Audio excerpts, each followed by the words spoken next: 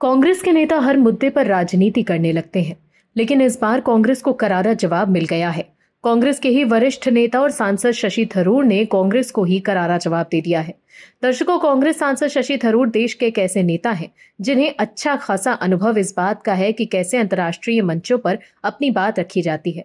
उनकी इंग्लिश से लेकर विदेशी नीति के सब कायल हैं। ऐसे ही पढ़े लिखे लोगों की अंतर्राष्ट्रीय स्तर पर जरूरत होती है, लेकिन कांग्रेस को आतंकवाद के खिलाफ भी सहयोग करने से पहले राजनीति करनी है और फिर कहना है कि जी देखिए, बीजेपी पूरी तरीके से राजनीति कर रही है। लेकिन कांग्रेस ही अब पूरी तरह से एक्सपोज हो चुकी है और अब शशि थरूर ने भी कहीं ना कहीं कांग्रेस को बोलने लायक नहीं छोड़ा। राहुल गांधी के करीबी जयराम रमेश तिलमिलाए हुए हैं, लेकिन थरूर ने भी कांग्रेस को साफ संदेश दे दिया है कि पार्टी चाहे जो भी सोचे, वो अब पीछे नहीं हटने वाले हैं। क्या है पूरी खबर, चलिए बताते हैं आपको इस रिपोर्ट में।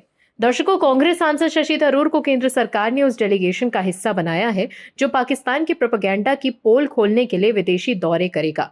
कुछ जगहों पर कांग्रेस सांसद थरूर इसका नेतृत्व भी करेंगे। इस बीच कांग्रेस में एक ऐसा धड़ा थरूर के केंद्र की टीम का हिस्सा बनने पर आपत्ति भी जता रहा है। इस मुद्दे पर कांग्रेस के अंदर ही नई बहस छिड़ गई है। कांग्रेस गंभीर राष्ट्रीय मुद्दे पर घटिया राजनीतिक करने का आरोप लगा रही है। कांग्रेस नेता जयराम रमेश लगातार बयान पे बयान दे रहे हैं कि मोदी सरकार पर निशाना साधा जाए। किरण रिजिजू के सर्वदलीय प्रतिनिधि मंडल के बयान पर बात करते हुए जयराम रमेश ने कहा कि वो झूठ बोल रहे हैं।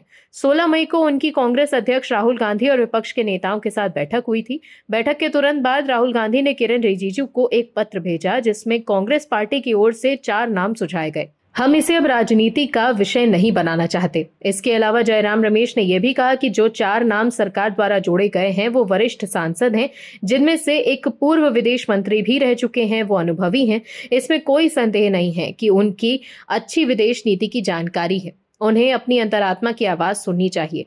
हमारी पार्टी की ओर से 4 नाम मांगे गए हैं और हमने उन्हें भेज दिया है। इस पर राजनीति करना उचित नहीं होगा। इसके पहले जयराम रमेश ने कहा था कि कांग्रेस में होने और कांग्रेस का होने में जमीन आसमान का फर्क होता है। जयराम रमेश ने आरोप लगाया कि सरकार ने इस मामले में ईमानदारी नहीं, सिर्फ शरारत दिखाई है और वो ध्यान भटकाने का खेल खेल रही है क्योंकि उसका नैरेटिव पंचर हो गया है। वहीं जयराम रमेश ने यह भी कहा है कि अगर कांग्रेस सांसदों का लिस्ट में होना जरूरी था तो पार्टी नेताओं से चर्चा भी करनी चाहिए थी। वो हमसे नाम देने के लिए कह सकते थे। हमारे देश में राजनीतिक दल लोकतंत्र की जान है। वहीं अब कांग्रेस के रुख को लेकर सवाल पूछा गया कि क्या कांग्रेस के इस मुद्दे पर शशि थरूर का अपमान किया गया है। इसे लेकर खुद शशि थरूर का जवाब सामने आया। थरूर से पत्रकारों ने सवाल पूछा कि क्या उनके डेलीगेशन में शामिल होने से कांग्रेस पार्टी को कोई आपत्ति तो नहीं है। इस पर थरूर ने कहा कि ये सवाल उनसे यानी कि कांग्रेस से पूछा जाना चाहिए। शशि थरूर ने कहा कि सरकार के इस कदम से पीछे राजनीति नहीं है। उन्होंने ये भी कहा कि जब देश संकट में है तो नागरिकों को आगे आने चाहिए। सभी ने पाकिस्तान के साथ 88 घंटे की लड़ाई देखी है, इसीलिए दुनिया हमारे बारे में क्या कह रही है इसमें हम सभी की भूमिका होनी चाहिए। थरूर ने आगे ये भी बताया कि उनके पास किरण रिजिजू का फोन आया और उन्हें टीम का नेतृत्व करने के लिए कहा गया। थरूर ने आगे बताया कि इस पर उन्होंने तुरंत कांग्रेस के नेताओं को बता दिया। थरूर ने ये भी बता दिया कि पार्टी ने जो नाम भेजे थे उन्हें सार्वजनिक करने में उनका कोई अपमान नहीं हुआ है। मैं अपनी कीमत जानता हूँ। बीजेपी के नेताओं ने भी इस मामले पर अपनी राय रखी है। उन्होंने कांग्रेस पर सवाल उठाए कि अगर पार्टी को थरूर से कोई आपत्ति है तो उन्होंने थरूर को बार बार सांसद क्यों चुना है। वहीं शशि थरूर इन दिनों लगातार मोदी सरकार की तारीफ कर रहे हैं। कांग्रेस वर्किंग कमेटी की मीटिंग में कुछ लोगों ने शिकायत भी की कि थरूर पार्टी लाइन से भटक रहे हैं।